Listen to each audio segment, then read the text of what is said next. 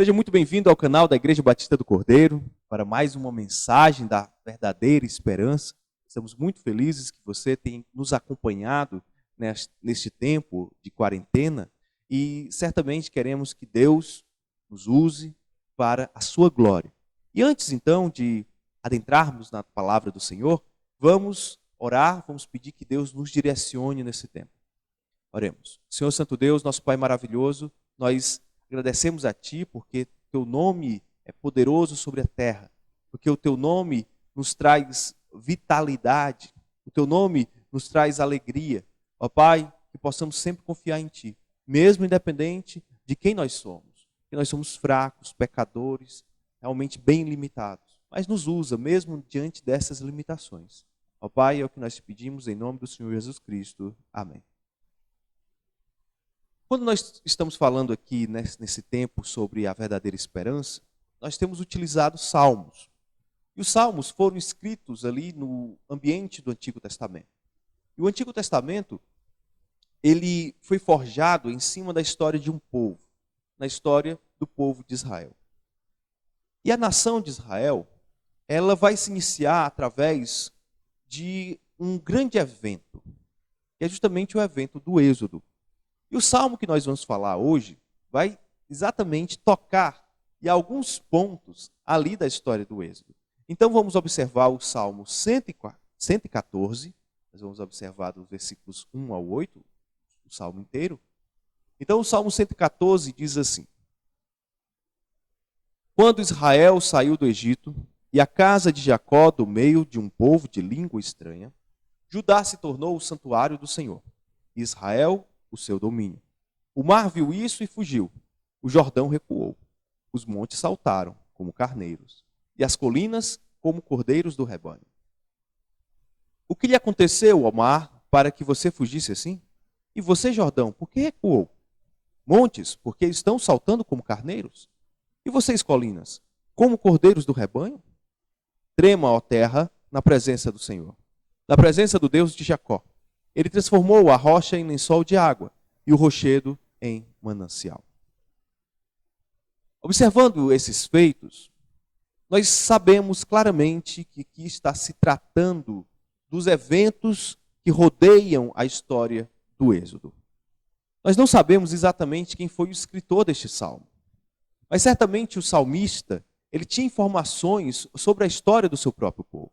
Isso não quer dizer que era alguém que viveu aqueles dias, mas pode ser alguém que tenha vivido tempos depois e esteja fazendo aqui uma homenagem, esteja aqui lembrando dos grandes feitos ali em Israel naqueles dias, no início então daquela nação, que até aquele momento era apenas um povo, que era apenas os descendentes de Abraão, mas a partir do Êxodo eles se forjam como nação. Eles vão se desenvolver como, de fato, uma nação política naquele mundo antigo. Mas não uma nação qualquer, mas uma nação que foi formada ali pelo poder do Senhor. Então, Israel é acostumado em provar do incrível poder de Deus. Só que isso faz um contraste com a nossa geração. Nossa geração é uma geração racionalista. É uma geração onde ela não confia no poder de Deus. Ela não está nem aí para o poder de Deus. Na verdade, ela deixa que o poder de Deus fique confinado apenas aos livros religiosos. Então a nossa geração, ela não tem clamado ao Senhor. Ela não tem buscado o transcendente. Mas infelizmente também há um grupo de pessoas que têm buscado manifestações, buscado a transcendência de Deus, mas sem o apoio da palavra, sem a confiança que a palavra de Deus traz. Então acabam ali meio que confiando no sobrenatural, mas de uma maneira totalmente desassociada da verdade, uma maneira extremamente mística. E isso também não é saudável. Nós precisamos confiar em um poder correto de Deus. Por isso que a nossa busca hoje é confiar no incrível poder de Deus conforme manifestado na história do povo de Deus, conforme relatado na palavra de Deus, que nos traz as informações necessárias para depositarmos a nossa confiança no Senhor. E o primeiro aspecto que nós vamos observar aqui é que precisamos confiar que o poder de Deus está sobre as forças humanas, está sobre a vontade humana, sobre os desejos humanos, sobre os exércitos e impérios humanos.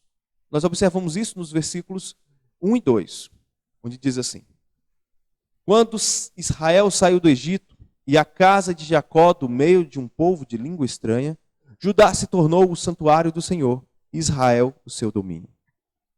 Nós temos aqui exatamente esse episódio da saída do Egito. O Egito era certamente a nação mais poderosa da época naqueles dias. Uma nação que era um império, na verdade, que era uma junção de pequenos reinos e que se tornou, então, um poderoso e vasto império ali no norte da África. O Egito, então, tinha uma grande influência, tinha muito dinheiro, tinha muita riqueza, mas o poder de Deus vai se manifestar na história de Israel. Israel, então, vai ser liberto deste povo. Então, Israel vai poder ir para a sua terra prometida.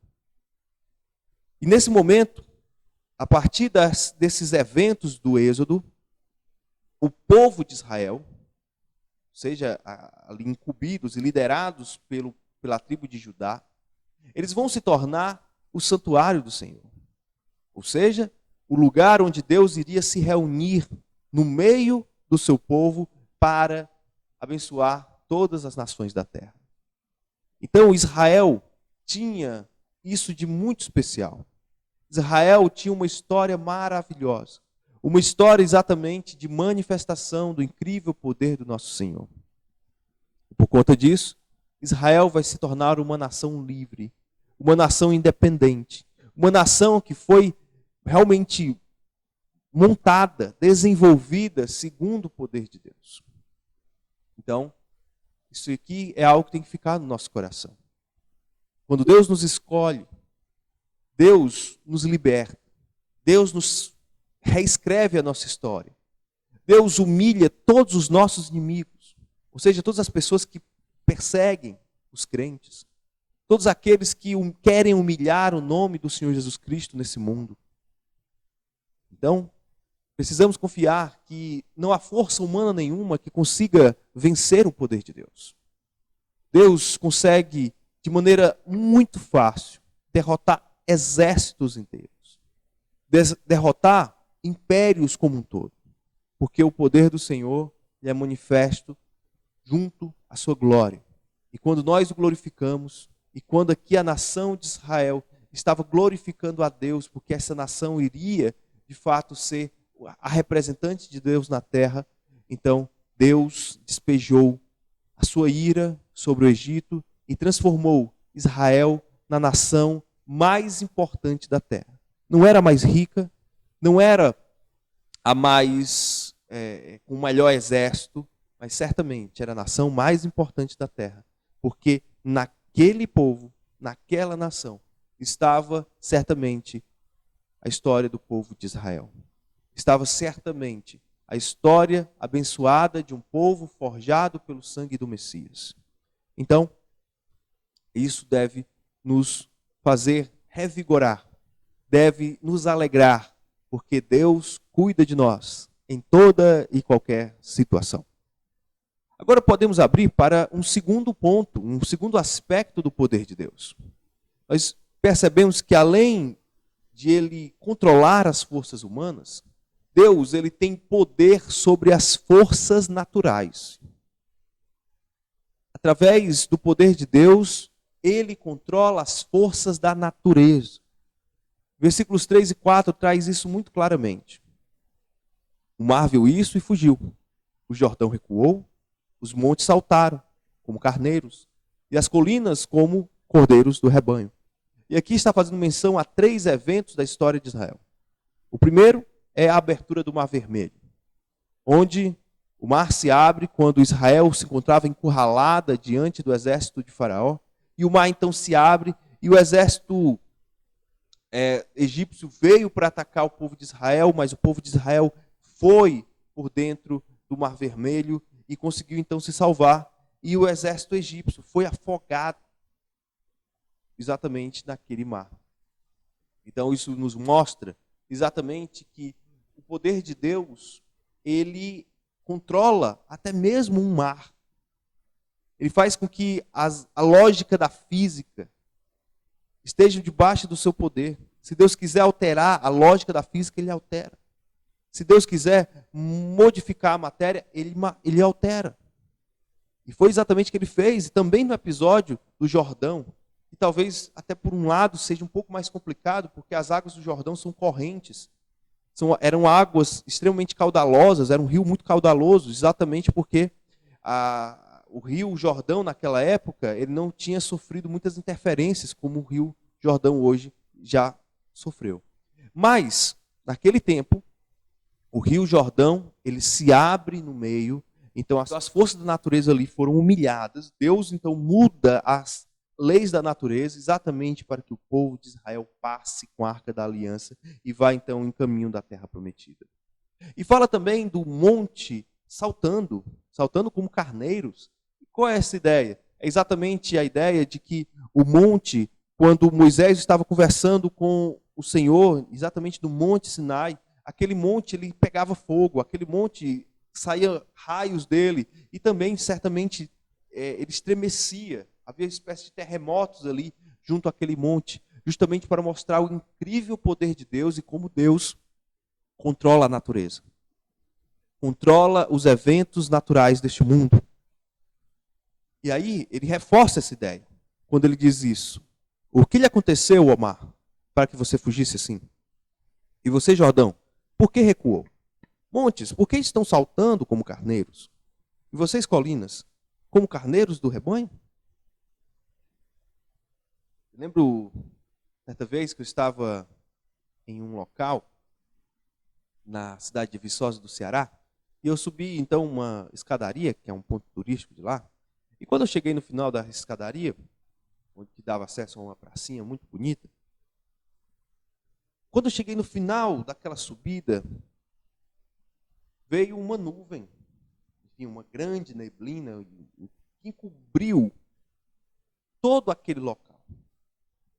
Eu me senti como naquele evento onde as pessoas falavam da Shekinah, da glória de Deus, ou seja, uma fumaça ali que cobria todas as coisas e mostrava que Deus estava habitando naquele lugar. Mais ou menos eu me senti assim. Mas aquele evento natural, tão simples, ele manifestou para mim um grande impacto. Porque eu vi como é bela a criação de Deus, como ela nos surpreende. Eu nunca tinha visto aquilo e para mim foi algo maravilhoso. Mas imagina este povo, o povo de Israel, vendo o mar se abrindo, vendo o Jordão se abrindo, vendo uma montanha pegar fogo, trovejar e ter terremotos nela. Então, certamente isso impactava demais aquelas pessoas ao verem essas forças da natureza se manifestando. Isso nos faz lembrar também uma outra coisa. Que se Deus tem o controle sobre os mares, sobre as águas, sobre a terra, sobre as montanhas, Ele certamente tem controle sobre as doenças, Ele também tem controle sobre as crises, sobre as epidemias. Esse vírus em que estamos passando, né, essa pandemia que estamos passando, ela é certamente muito grave. Ela é certamente muito poderosa. Mas ela não é mais poderosa do que o nosso Deus. Nosso Deus permitiu que essa pandemia viesse à nossa geração. Mas certamente essa pandemia está debaixo do controle de Deus. E Deus, no momento em que Ele quiser, Ele vai fazer de alguma forma, ou seja, por meio de homens habilidosos, ou por meio de algo que vai nos surpreender, mas Deus vai acabar com isso.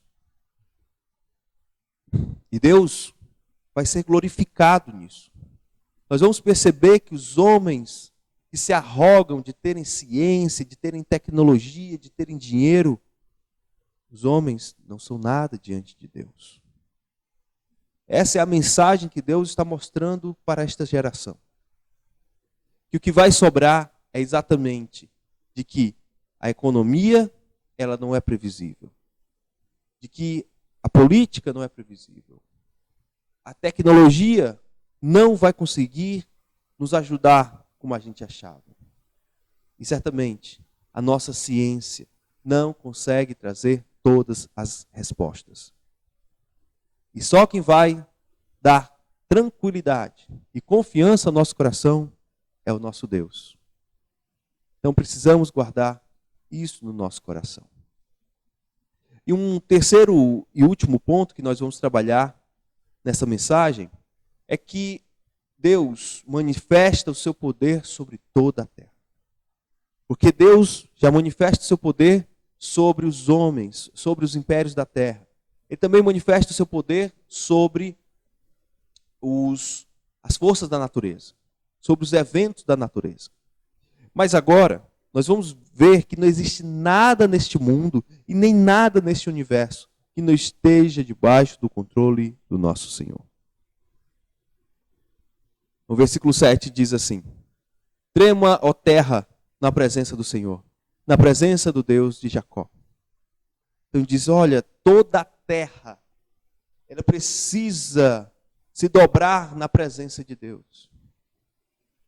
Todos aqueles que observam o poder de Deus sobre os exércitos e sobre as forças da natureza, todos nós precisamos nos dobrar ao poder de Deus.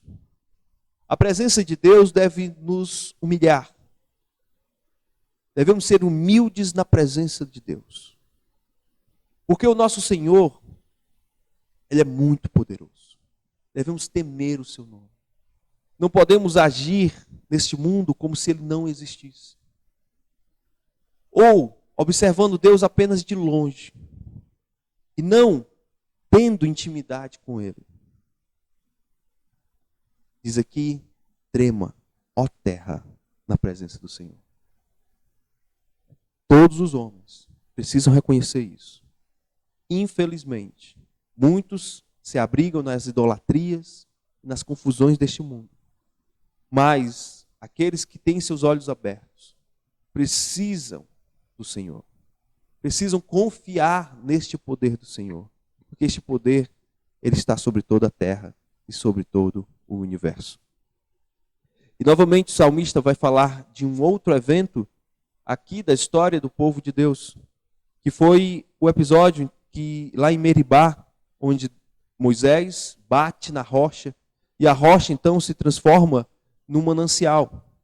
Dali saem fontes de água e jorra por todos os habitantes ali, né, do povo de Israel. Todos aqueles que estavam ali no povo de Israel podem então saciar a sua sede. Essa história parece estar um pouco deslocada, esse versículo 8, em relação ao que a gente tem visto. Mas não está.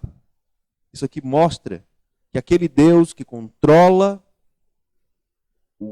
as forças imperiais, que vence os exércitos, que tem controle sobre os eventos da natureza, esse Deus faz tudo isso para saciar a nossa sede. Ele faz tudo isso como uma demonstração do seu cuidado maravilhoso.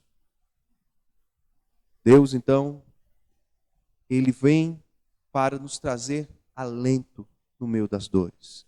Vem para nos trazer um cuidado diante das tempestades desta vida.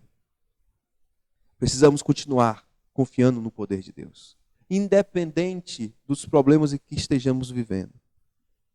Infelizmente, várias vezes o povo de Israel não confiou no poder de Deus. Aqui nesse próprio episódio do versículo 8, nas águas de Meribá, o povo estava reclamando muito de Deus. Mas nós não devemos fazer como este povo. Nós precisamos ser gratos pelo cuidado do Senhor. Um cuidado até básico, nos dar um copo de água. Mas isso já é uma manifestação do poder de Deus, cuidando de nós. Então isso precisa ser muito evidente nas nossas vidas. Precisamos manifestar gratidão diante do poder de Deus sobre todo este universo, mas que ao mesmo tempo, através deste poder, Deus cuida dos seus filhos. Podemos então refletir e praticar em algumas questões. Primeira delas, o poder de Deus que se manifestou no passado é o mesmo que existe hoje. Às vezes nós achamos que Deus não vai mais manifestar o seu poder, e manifesta. Inclusive está manifestando. No meio dessa situação de pandemia, nós às vezes não percebemos, mas Deus está agindo. E Deus, de uma forma muito poderosa, vai mudar toda essa situação. Eu confio nisso e você também precisa confiar nisso. Uma segunda alegação é que Deus consegue, com sua palavra, mudar os rumos dos povos e da natureza. Isso tem que ficar muito claro no nosso coração. Se Deus quiser, Deus muda toda a situação. Se estamos vivendo o que estamos vivendo, tem algum propósito diante dos planos do Senhor. Mas Deus não é pego de surpresa.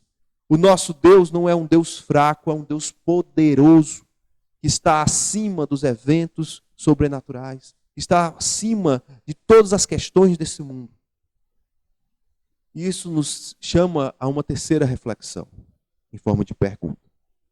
Você tem depositado toda a sua confiança no poder de Deus? Se você tem depositado sua confiança, certamente seu coração está tranquilo. Mesmo nesses dias difíceis e calamitosos, Deus está manifestando o seu poder. E para fechar esse momento, eu quero relembrar aqui algo em relação à história de Israel, algo bem mais recente, mais dos nossos dias, que foi a Guerra dos 6 Dias. Que foi uma guerra incrível de Israel contra todas as forças ali do mundo árabe. E Israel conseguiu vencer essa guerra. Não em 6 anos, não em 6 meses, não em 6 semanas, mas em 6 dias. Através do poder de Deus.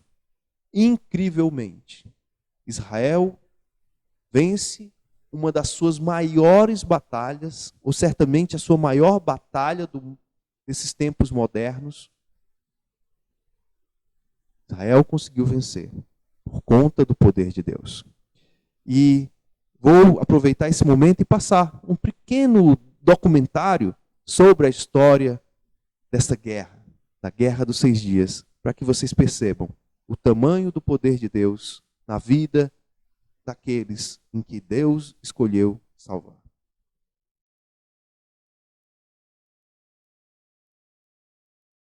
Se as teorias da conspiração não podem explicar a surpreendente vitória de Israel na Guerra dos 6 Dias e não havia nenhuma arma secreta, devemos procurar outra opção. Talvez tenha havido uma intervenção de outro tipo que levou o general Mordecai Rode a dar a seguinte explicação. Ele disse: quando nossa nação é encurralada, ela se ergue e revida em dobro. Esse espírito é a arma secreta do povo de Israel. A força e a coragem do povo israelita certamente tiveram muito a ver com a sua vitória milagrosa. Mas teria havido outra força atuando no conflito? Uma força sobrenatural? Seria possível que os grandes profetas do passado de Israel estavam para receber o que lhes é devido? E quem confirmaria essa intervenção milagrosa? Os israelitas ou os árabes? Por milhares de anos, o povo israelita foi espalhado pelas nações frequentemente mais hostis do mundo. No entanto, uma esperança e uma herança em comum o mantiveram unido, apesar da fé e a coragem do povo judeu terem sido testadas ao limite extremo e além. O ano que vem, em Jerusalém. Foi o laço comum que uniu geração após geração a duradoura esperança de retornarem à sua terra natal. Talvez por causa disso, o espírito coletivo e resoluto dos israelitas se endureceu como aço, tornando-os um dos guerreiros mais destemidos da terra. Isso explicaria como eles superaram os terríveis desafios para vencerem a Guerra dos 6 Dias? Talvez. Mas também pode ter havido outra explicação. Estou convencido de que houve intervenção divina na Guerra dos 6 Dias. Comparando os dois exércitos, o seu tamanho, o número de soldados e comparando também o impressionante maquinário, você vê que era impossível isso ter acontecido sem uma ajuda externa. Israel era uma nação contra um mar de estados árabes. Parecia que iríamos perder e deixar de ser uma nação entre nações. quando vencemos, especialmente quando liberamos a cidade sagrada de Jerusalém, não tínhamos a menor dúvida que essa era mesmo uma guerra, uma vitória projetada por Deus. Vários acontecimentos da Guerra dos 6 Dias são muito difíceis de explicar. Parecem pertencer mais a um âmbito sobrenatural do que natural. Sempre pareciam estar atuando a favor de Israel. Um cabo feminino estava num jipe com o comandante do regimento de uma unidade de blindados quando viu imediatamente surgir um fogo imenso em seu caminho.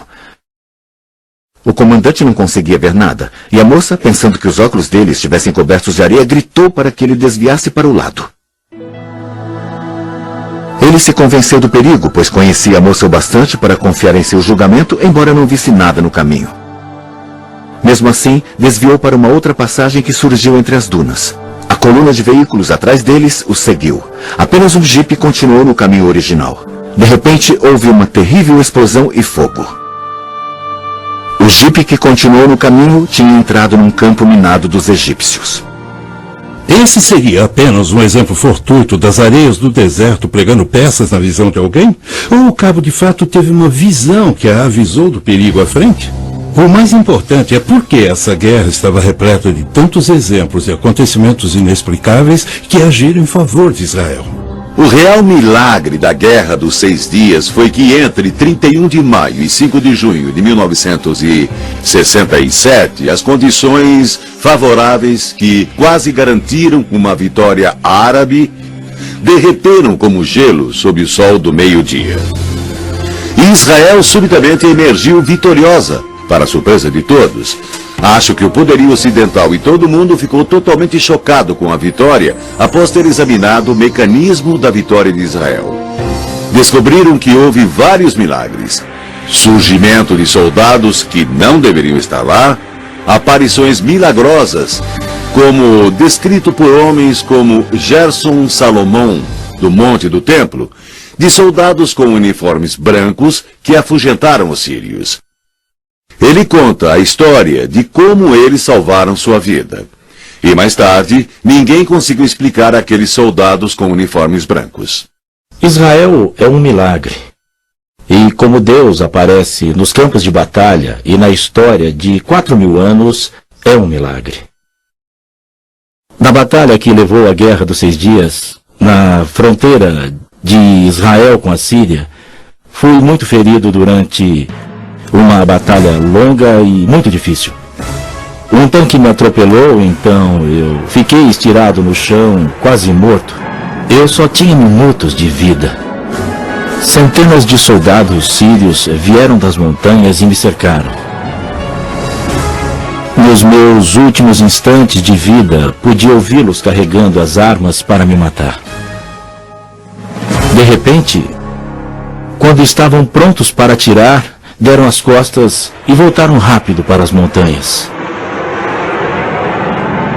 No mesmo instante, eu vi uma luz imensa me cobrir de todos os lados e ouvi a voz de Deus falando com o meu coração. Você não vai morrer aqui, Salomão. Então seja forte, eu estou com você. Poucos instantes depois, os soldados israelenses me levaram para o hospital. Um fato inusitado ocorreu poucas semanas depois. Observadores das Nações Unidas, que acompanharam a batalha entre os sírios e a minha unidade, vieram me encorajar e disseram: nós perguntamos aos oficiais árabes que comandaram a batalha contra a sua unidade, por que não atiraram no oficial israelense quando tiveram a chance? E eles responderam: não pudemos matá-lo, porque quando estávamos prontos para atirar, de repente apareceram milhares de anjos. Nós os vimos com os nossos próprios olhos, e a única coisa que podíamos fazer era nos virar e correr rápido de volta para as montanhas. O Deus dos judeus queria esse soldado israelense vivo. Outro grande milagre aconteceu no Sinai, quando um soldado israelense que tinha perdido a sua unidade e estava sozinho de repente viu uma unidade militar de milhares de egípcios. Eram milhares de egípcios. Quando eles o viram, ergueram as mãos e, de mãos erguidas, andaram até ele, prontos para serem aprisionados. Ele ficou surpreso, não acreditava no que via, mas os levou como prisioneiros.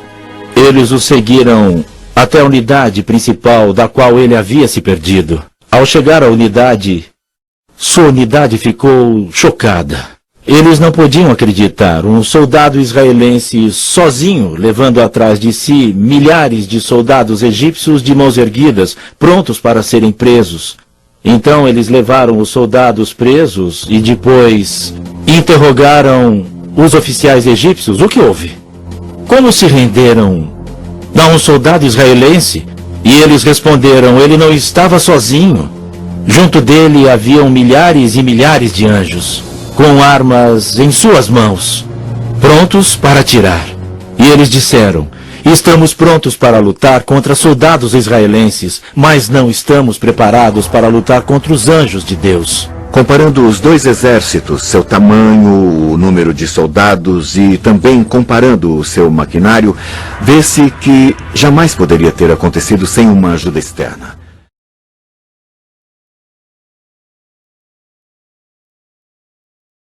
E observando essas grandes maravilhas, uma lição que nós podemos trazer para as nossas vidas é que é preciso glorificar a Deus pelo seu poder. Porque este poder, ele é manifesto por toda a história. Foi lá no passado, na história do êxodo de Israel. E tem sido agora também na história do povo de Deus. Nós precisamos sempre confiar neste poder. Então vamos orar. Senhor Santo Deus, muito obrigado por esse tempo. Nós te agradecemos, Senhor, por cuidar das nossas vidas. Nos ajuda a sempre pensar no teu nome, a realmente confiar no teu poder, que o poder do passado ele não muda, ele está hoje também e vai estar por toda a eternidade. O nosso Deus é um Deus maravilhoso e por isso, Senhor Deus, nós te glorificamos, nós te exaltamos, independente de quem nós somos. Precisamos de fé, precisamos de um coração reto e precisamos seriamente de ti, Senhor. Então nos ajuda. É o que nós te pedimos, em nome do Senhor Jesus Cristo. Amém. E sempre nós temos finalizado com um cântico, um louvor. Eu queria então, agora, compartilhar um louvor, que é um louvor muito precioso, que fala exatamente do incrível poder de Deus e como nós devemos louvar e adorar o nome desse Deus, porque esse Deus é poderoso.